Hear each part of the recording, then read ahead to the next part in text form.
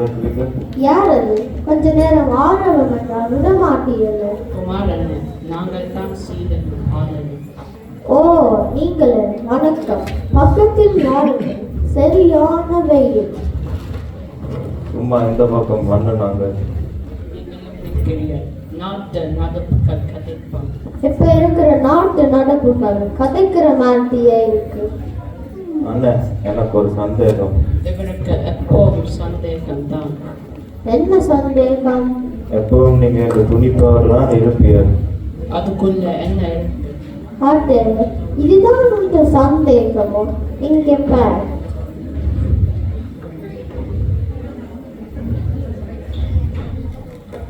புத்தாங்கள் தான். இதுதான் என்ற சொத்து.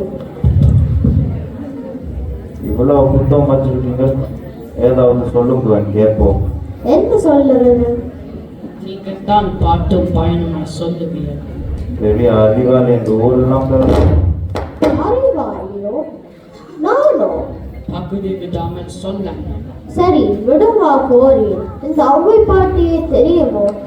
அவ யாருக்கு தான் தெரியாது. என்ன பக்கத்து வீட்டு பாட்டியை தெரியும் போல என்றாவது சொல்லுறேன்.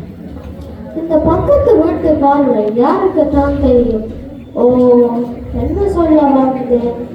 அவ கல்வி பற்றி மூத்திரையில் என்ன சொல்லி இருக்கிறார் தெரியுமே? என்ன சொல்லியிருக்கிறார்? மன்னனும் மாசுரன் கற்றோனும் கீழ் தூக்கி மன்னனில் கற்றோர் சிறப்பொடை. மன்னனுக்கு தன் தேசமெல்லாம் சிறப்பில்லை, கற்றோர்க்கு சென்ற இடமெல்லாம் சிறப்பு. இங்க நாதனே வந்துட்டா. ஒரு நாட்டின் அரசனை நன்கு தெரியும் பிறகு கற்றவனை சீர்தூக்கி பார்த்தார். அரசனுக்கு அவனது நாட்டில் தான் மதிப்பிருக்கும். ஆனால் கற்றவனுக்கு சென்றெல்லாம் சிறப்பு. அண்ணன், நீங்களும் ஒரு புத்தக பிரியத்தானே, நீங்களும் ஒன்று அடுத்த விடுங்கோ. கல்வியின் சிறப்பு பற்றி சொல்லுங்க. நாலடியாரோ அந்த சம்பந்தம் அப்ப சுந்தர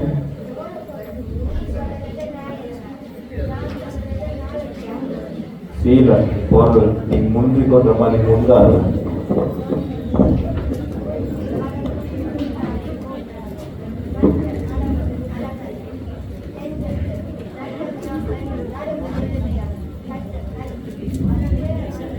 கல்வி, மஞ்சள், அழகு இது சீலன் குழப்பார். அவர் சொல்லுவார். நாங்கள் உடுக்கும் உடை போட்டு மேக்கப் என மரபில்லையா? நல்ல முறையில் நேர்மையாக கற்ற கல்வி தான மரபு. மேக்கப்பை விட கல்வி பரிசு. நானும் படிக்கத்தான் வேணும். நாங்களும் உங்களுடைய சேர்லாமோ? சேரலாம். ஏன் சேராது? நாங்கள் என்ன ஊர்கதையை கதைக்கிறோம். எங்கள் அறிவை பெருக்கிறோம். நாங்களும் பெருக்கிறோம். கூட்டி பெருக்கினது போதும் என்று உங்கள் நேரத்தை நல்ல முறையில் கழிப்போம். சரி, நீங்கள் படித்த ஒவ்வொரு விஷயம் சொல்லுங்க. நாங்கள் நண்பர்கள். நட்பு பற்றி திருக்குறளில் உள்ள குறள் ஒன்று சொல்லுங்கள். முகநக நாற்பது நட்பன்று நெஞ்சத்து அகநக நாற்பது நட்பு. இதன் பொருள், கண்டவுடன் முகமலர்ச்சியோடு மற்றும் பழகுவது நட்பு இல்லை.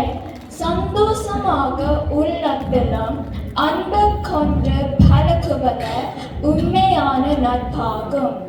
இவர் 2 பேரும் இன்னைக்கு உதாரணம். நன்றி. நல்ல நண்பர்கள் திறப்பது பெரிய காரணம்.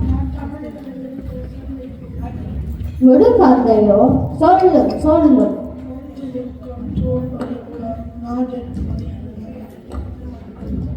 நெஞ்சிருக்கும் தூள் ஒலிக்கும் நாடின் முடி மேல் இருக்கும்.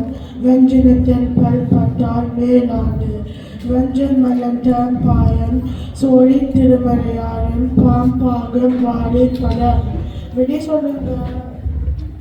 இது காலமாக புலவர் பாடல். வாழைப்பழத்தையும் பாம்பையும் ஒப்பிட்டு சொல்லி இருக்கிறார். இது பாப்பரின் நஞ்சிருக்கும். வாழைப்பழம் நன்கு பழத்தால் நஞ்சிருக்கும். பாம்புட முறிந்த தோலை பொருத்தி கலத்திவிடும். வாழைப்பழம் சாப்பிட்டால் தன் தோலனை உரிக்க செய்துவிடும். பாம்பு சிவனின் முடி மேலே இருக்கும். வாழைப்பழம் அபிஷேக நேரத்தில் பஞ்சாபிற்கு வடிவு சிவனின் தலை மீறி அமிடும். பாம்புக்கு கோபம் வந்து பக்கநாட்டினால் தப்ப முடியாது. அதே போல உணவாக கொண்டால் உங்கள் கற்களை பாம்புகளில் தப்ப முடியாது. பிறகென்ன சரியாக சொல்லியாச்சு கட்டிக்காரர்கள் காலமிகப்புலவர் மட்டுமல்ல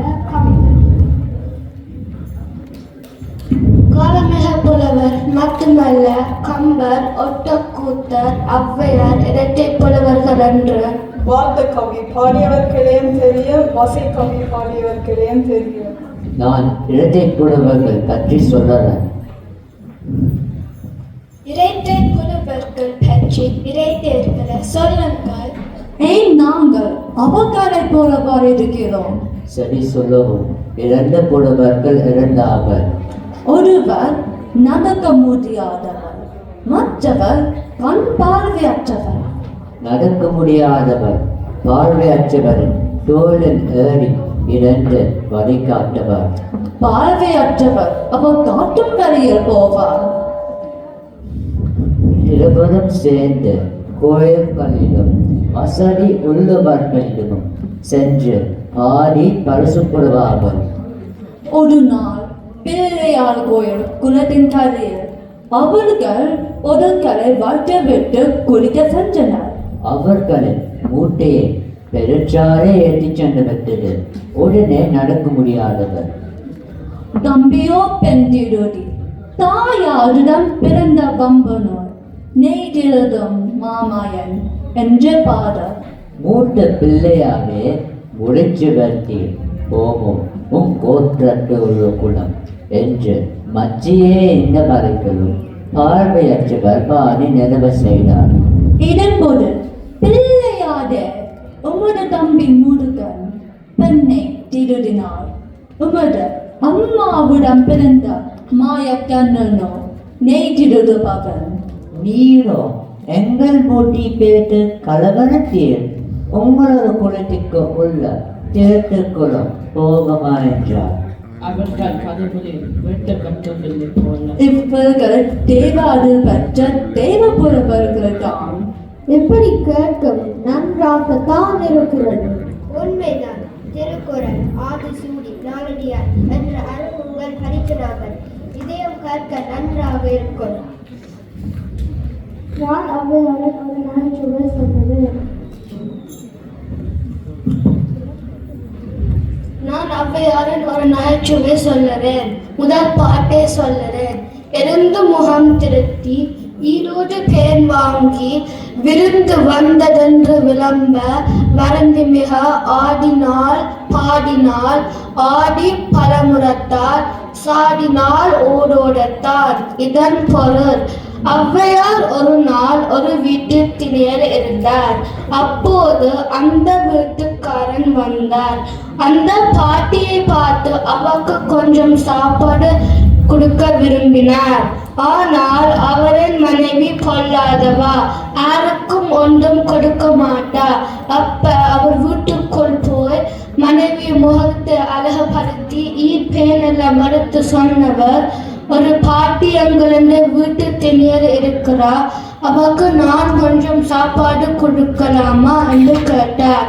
அவரின் மனைவிக்கு கோபம் வந்துட்டு ஒரு பழைய சுலகால் ஓடோட அடித்தார். இதை பார்த்த திணியர் இருந்த ஔவையார் பாடின பாட்டு தான் இது. இடத்தில் போய் சாப்பிட்றோம் பயத்தான் போல. உள்ளக்க அடி வாங்கி போட்டு வெள்ளியில் சாப்பாடு தர வேணுமோ? நானும் ஒரு விடுகதை சொல்லலாமா? சொல்லுங்க, ஏன் யோசிக்கிறீர்கள்? சரி, இரண்டு புலவர்கள் காட்டு வழியில் போயிருக்க ஒரு புலவருக்கு நெருஞ்சி முள் குட்டி விட்டது. நெருஞ்சி முள்ளுக்கு 5 தலை நாகம் என்ற ஒரு பெயர். அவர் மற்ற புலவர்கிட்ட கேட்டார், 5 தலை நாகம் என் கால் குட்டி விட்டு என்ன செய்ய? அதுக்கு அடுத்தவர், பத்துரதில் புத்து யுத்தத்தை சரியாக்கிவிடும் என்றார். பத்திரதன் என்றது தசரதன், பத்து என்றால் தசரம். புத்திரன் மக்கள் தசரதனின் புத்திரன் அஞ்சாத ராமன். மித்திரன் என்றால் நண்பன், ராமனின் நண்பன் சுக்கிரீவன். சத்துரு என்றால் எதிரி, சுக்கிரீவனின் எதிரி வாலி. பத்தினி என்றால் மனைவி, வாலியின் மனைவி தாரை. தரையின் கால் என்ற சொல்லில் உள்ள கால், அதாவது அரவை அடுத்தால் தரை என்று வரும். அப்போ தசரதனின் ராமனின் நம்பன் சுக்கிரீவன், அவனது எதிரி வாலி, வாலியின் மனைவி தாதை, அந்த தாதை என்று சொல்லில் உள்ள காடை, அதாவது அடவி நீக்கினால் தடை என்று வரும். முழு குத்திய காலை தடையில் தே என்பது தான் பொருள்.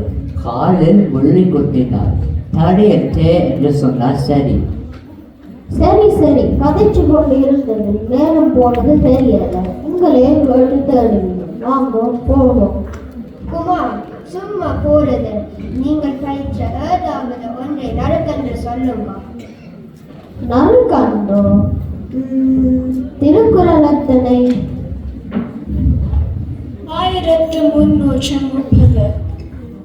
அதில் ஒரு குரல் எழுத்து மட்டும் பாரு, ஒரு குரல் சொல்லுங்க கேட்போம்.